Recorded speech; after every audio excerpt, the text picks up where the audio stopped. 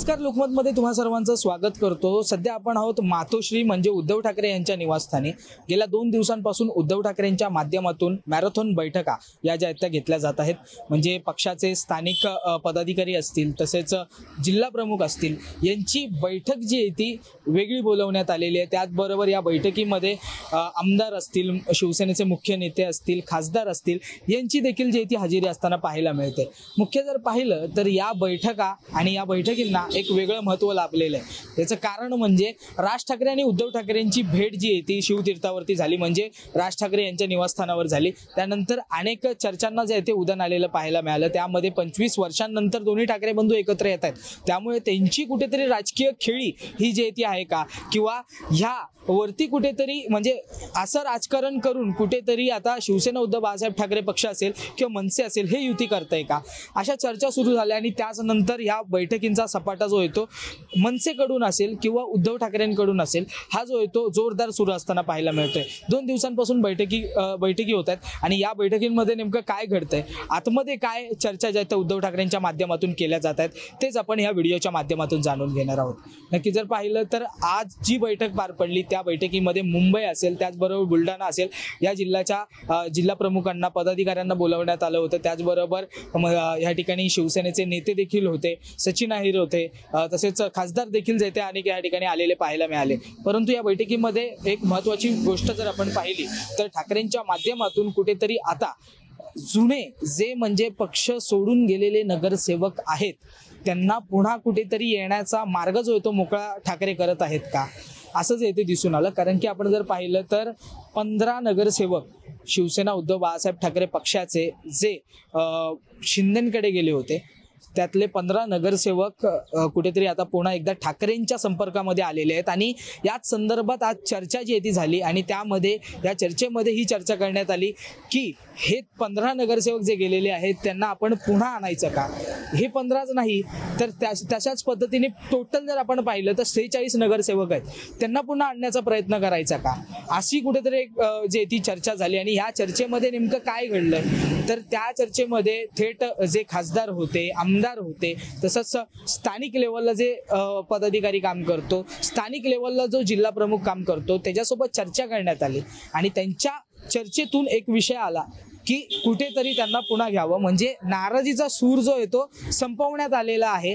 जी प्रतिक्रिया उद्धव ठाकरेंच्या माध्यमातून लोकसभेला आणि विधानसभेला देण्यात आली होती, तीच प्रतिक्रिया आता कुठेतरी नरमलेली पाहायला मिळते। भूमिकेमध्ये कुठेतरी आता बदल आहेत आणि कुठेतरी जुने पदाधिकारी असतील, जुने माजी नगरसेवक असतील, त्यांना पुन्हा फील्डवरती उतरवून त्यांना पुन्हा पक्षात घेऊन जबाबदारी देऊन पुन्हा एकदा पक्षाला बळ द्यायचं का, हे असं काहीतरी प्लॅनिंग ठाकरेंचं असताना पाहायला मिळते।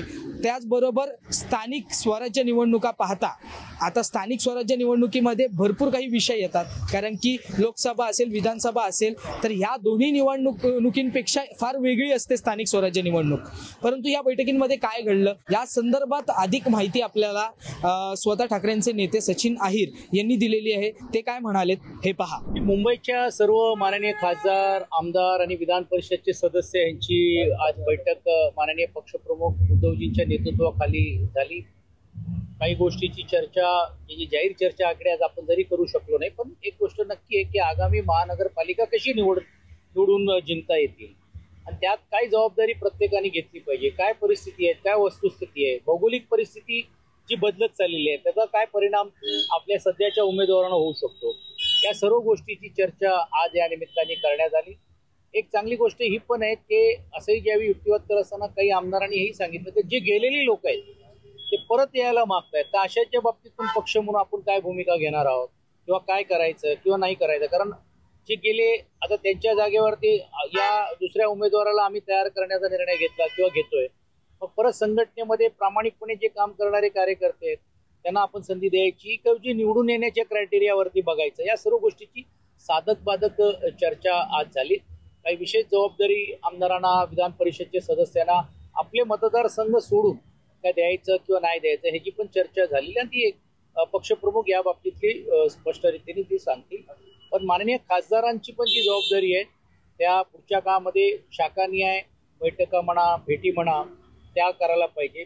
काही जे वॉर्ड्स, चांगले वॉर्ड्स आहेत त्याच्यामध्ये तर आहेतच, पण ज्या भागामध्ये आपल्याला लढायचं आहे त्या त्या भागांमध्ये पूर्ण ताकदीने म्हणजे 227 मतदारसंघामध्ये पक्ष संघटना, मग उद्या युती कोणाबरोबर होईल नाही होईल हा नंतरचा भाग, पण सर्व ठिकाणी आपल्याला ताकदीने लढावं लागेल आणि पूर्ण ताकदीने आपण लढलं पाहिजे या भावनेतून सर्व खासदारांना आपण जबाबदारी देण्यात आली. सचिन अहिर यांनी जे म्हटलं त्यामध्ये आपण एक गोष्ट जर मुख्यपणे पाहिली तर जे 15 माजी नगरसेवक आहेत किंवा अशाच पद्धतीचे अनेक नगरसेवक आहेत ज्यांना ठाकरेंकडे यायचंय, ते संपर्कात आहेत, त्यांच्यासाठी ठाकरे दरवाजा खोलतील का पक्षाचा हे पाहणं तितकंच महत्वाचं असणार आहे. परंतु जर आपण पाहिलं कालची जी बैठक पार पडली म्हणजे मराठवाडा असेल, विदर्भ असेल, या ठिकाणचे पदाधिकारी जे ते बैठकीला आले होते, त्यांच्या माध्यमातून काय सांगण्यात आलं तर ग्राउंड लेवलला म्हणजे स्थानिक पातळीवरती नेमकी पक्षाची काय भूमिका आहे, त्या ठिकाणी काय अजेंडा सुरू आहे, त्या ठिकाणी काय वेगळं बळ जे ते पक्षाच्या माध्यमातून त्यांना द्यावं लागतंय का, या संदर्भात देखील चर्चा झाली. परंतु आजची जी मुंबई संदर्भात महत्वाची घोषणा एक झालेली आहे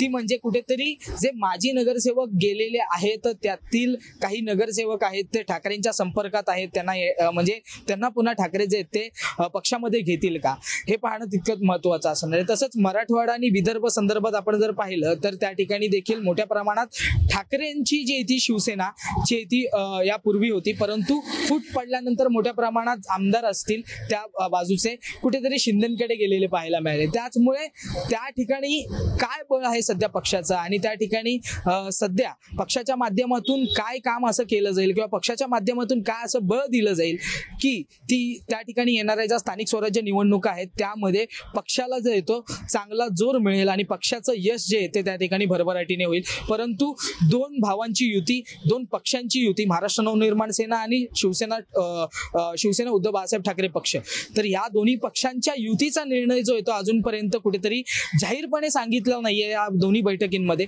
परंतु ज्या पद्धतीने दोन्ही नेत्यांच्या भेटीगाठी होत आहेत त्यामधून कुठेतरी एक वेगळा सूर जो येतो येताना पाहायला मिळतोय.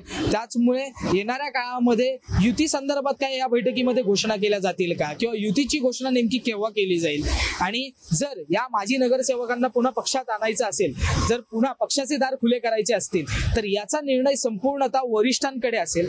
त्याचमुळे नेमके आता उद्धव ठाकरे काय भूमिका घेत आहेत, त्यांच्या माध्यमातून काय आदेश देण्यात येतोय ते पाहणं देखील आता तितकंच महत्वाचं असणार आहे. मुंबईहून मी आदित्य जाधव, तुम्ही पाहतात लोकमत.